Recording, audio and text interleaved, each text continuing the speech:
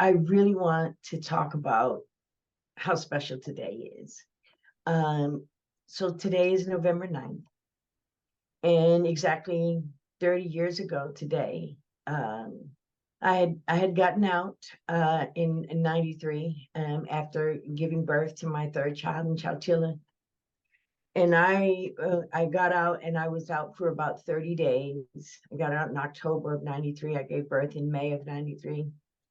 And I was out for maybe 30 days. And if I tell you that before I got out, I was so I was so eager to get my life together. I was so sure that um, I would not return to getting high. And sure enough, like it was almost as if I couldn't control it, and that's where I talk about why the day one is so important. Um, and so um, and so here we are. I am back in jail after 30 days of being released. My son was in a foster care and waiting for me to get it together to come and get him, or to get him back. But it was that moment in that time that I was at my worst, meaning my self-esteem was so low, my self-worth was so low. My mom was gone, my other two kids were in the system, and I was as suicidal as I could possibly be.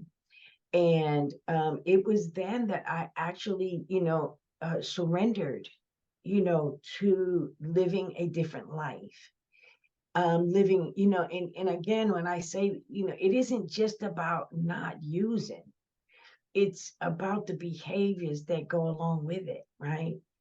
And so, although I don't have 30 years of what they would say continuous clean time, that buy-in and that process for me allowed me to get back up, anytime I fell thereafter, because I had the sincerest desire that I did not want to live that way.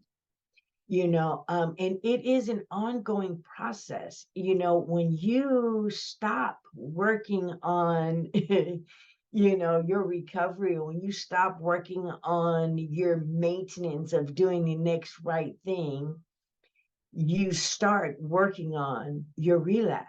And that is relapse in behavior, that is relapse in thinking, giving yourself petty permissions to do things that are not conducive to a program of recovery. As an example, going into a store, in the front of the store, there's all of these packs of gum and all of this, little stuff, and just picking up one of those things and putting it in your pocket may not seem like a big thing to someone, but just that little activity right there could be a trigger to to behavior that escalates into eventually being back in custody.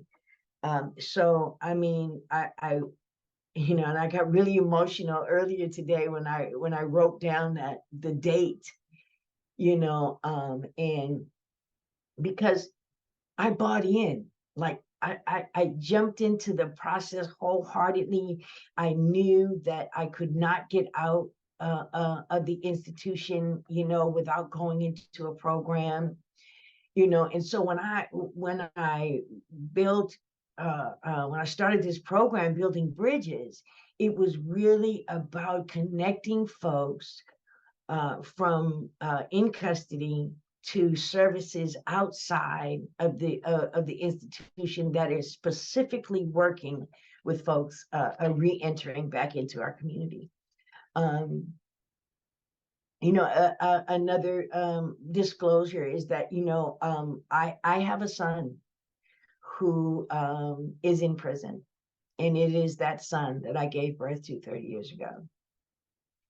And the story of how he is where he is a very, very unfortunate story of being in the wrong place at the wrong time, And, but I can tell you that it's been a little over 10 years since he has been gone. And every day that I talk with him, he is encouraged.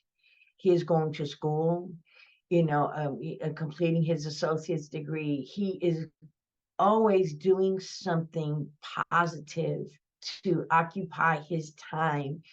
He is going to classes, he's going to meetings, he's going, to anything that can get him out of the cell and get him recognized by the system as someone who will be productive when they are released.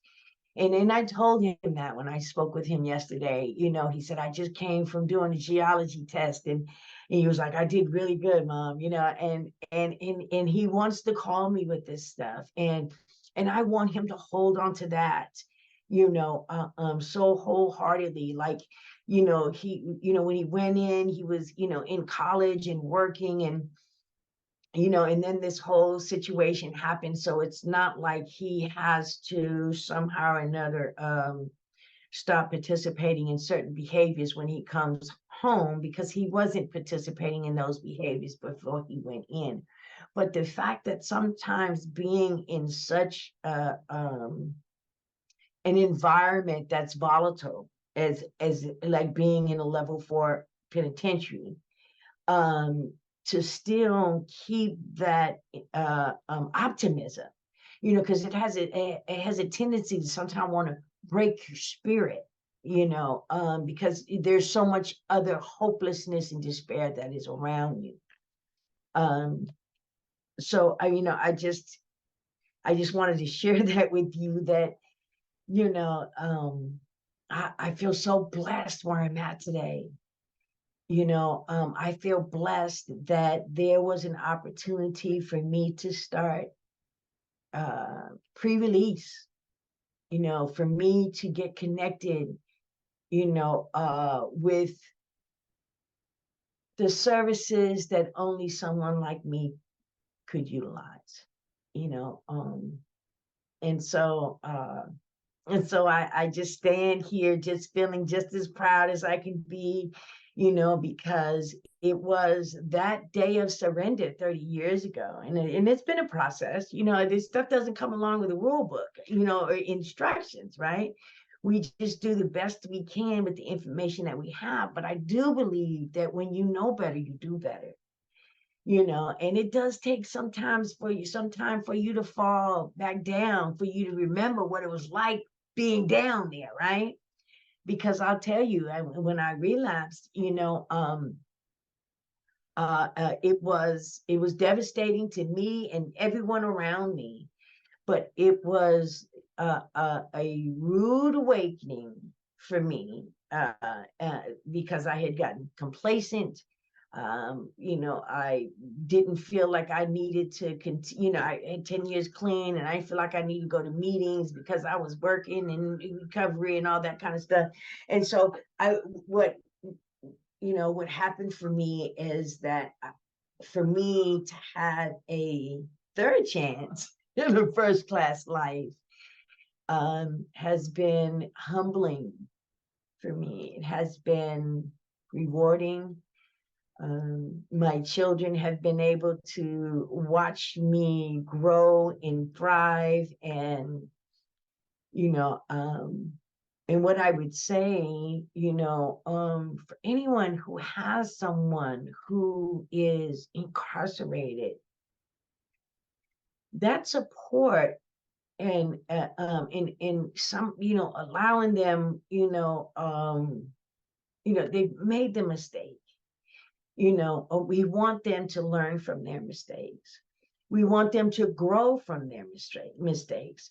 And so, loving on someone who is incarcerated and giving them as much encouragement as possible, and if you don't know how, send them to my website, what I mean? Have them, check out some of my YouTube channels, my website, or, just, I have a curriculum that I think is an amazing curriculum. I think it will help anyone who wants to do something different, but today was really, really significant for me today, and I wanted to share that, you know, with you.